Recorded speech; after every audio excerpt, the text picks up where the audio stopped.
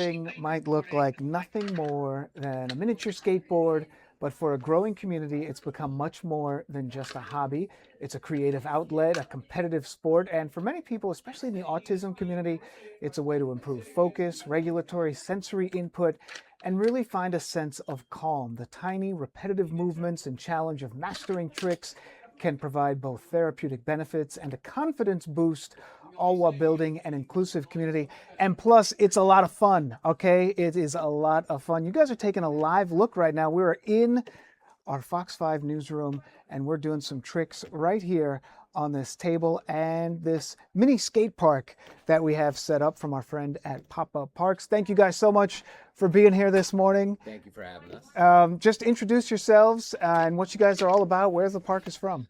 I'm Jimmy. This is my son, Kingston. He is going to be 10 next month. Whoa. We started this 2 years ago. We started this on his 9th birthday. Wow. So we're coming up on our 1-year anniversary. He has had a mini skateboard in his hand. I think that was the first thing that he could grip and hold. And he always gravitated towards it. He always had it in his hand. And they were tech decks, smaller plastic ones. These are actual scaled down mini skateboards. So this is obviously it's sort of a replica of a skate park itself. Yes. In some way. So talk to me, like what is fingerboarding all about? What is like sort of the attraction to it, do you think? So I think it started with people that were skateboarding, kind of just using your imagination to envision what you would do on an actual skateboard without really getting hurt. Yeah. And it gives you a lot more creativity. Kids are building very cool. This is like a mini concrete pool right here. Yeah. Dynamic makes really good obstacles.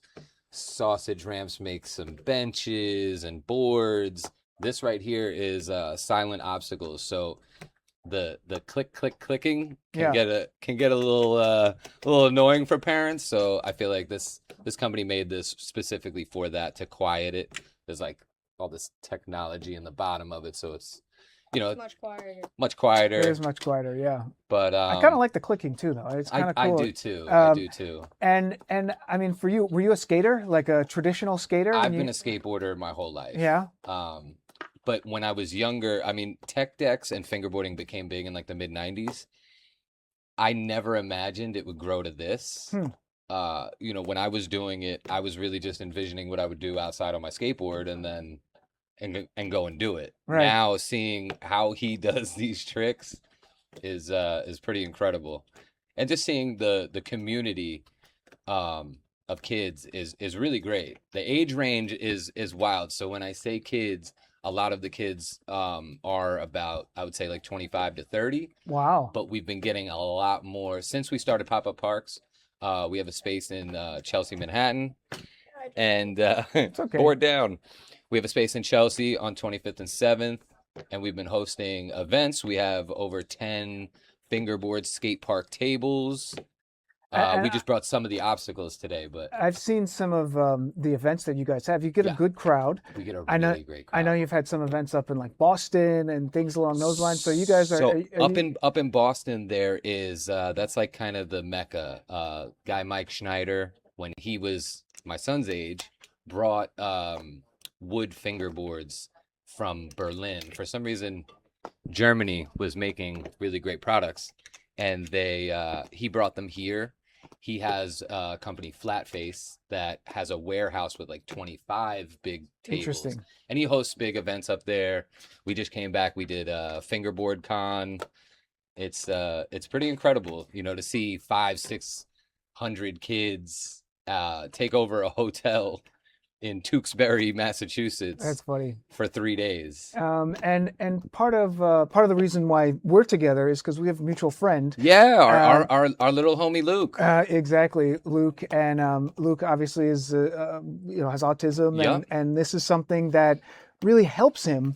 And it's something that, has sort of been growing among the community there. Talk to me a little bit about that. I think, Luke was at our very first event, and just seeing his passion seeing some of the other kids who deal with similar things, um, just giving them an outlet of creativity, giving them a safe space. Like I said, the community of people, everybody's very welcoming and inviting, very family friendly. We actually had a family bring their son from Boston Wow. down to us. They drove 3 hours to come to one of our events. And, there's just not much like it. We did an event out west. SoCal has a really nice community. There's a store, Slush Cult, Mini Mart. Wait, what did you just do? What was that? What was that? Just a kickflip over a A fire kickflip hydrant. over a fire hydrant. I didn't know what he was going to do when he brought out the fire hydrant. Oh yeah, Man, that was cool. yeah. Um, I could watch him all day. and But and I know the fingerboards. I mean, they require these. Obviously, for him, it's a very tight level of concentration. manual dexterity, Yeah, the dexterity and Yeah. it's the sort of tiny movements, which I think helps for sure. for a lot of the kids and young people. For sure, for sure. And it's something productive. It's not a screen. It's not an iPad. It's and building the community is what's important. Giving these kids a safe space to, like I mentioned, there's a lot of older kids. Him being 9, hanging out with kids that are 25. Right. I feel like it matures him a little and keeps us young. And for traditional sports can sometimes, for a lot of kids, whether you're whatever your background may be, Yeah. it can be a little overwhelming. For sure. And I think something like this is, it creates a different kind of environment and community as well. Because a lot of team sports, that's kind of what you're looking for. Yeah. Your kid's not all going to be professional athletes. You kind of want that sense of team and being together and things along those Absolutely. lines. And I mean, the sense of team with some of these brands and companies. We just sponsored with PopUp Parks. We just announced our team. So we have Oh, no way. three people on our team, Gabby, Mike, and Jeremy. He actually has 2 sponsors. So the grip tape that goes on the top, this company, Your Grip, is one of his sponsors. Also makes the box right there. We got some good friends. It's interesting. I mean, company from Queens. local company from Queens. We Makes- love it. We makes the like that. boards. Sometimes Yeah. these smallest things can make a big difference in a kid's Yeah. life. So just anybody who's watching, and then we'll post this to YouTube as well. Just tell us a little bit about where we can find some more information about your company. So our website is popupparksnyc.com. We post a schedule of our upcoming events on there, and Pop-Up Parks NY at Pop-Up Parks NYC on Instagram. And what's our other? We have our TikTok, Pop-Up Parks Family.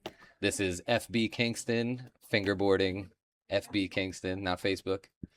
Uh, You always think that Facebook Kingston. Yeah. You got anything you want to say about it? what do you like about it? I mean, obviously it's a little concentration. I mean, It's there's concentration. It's not an iPhone or an iPad. It's fun to do.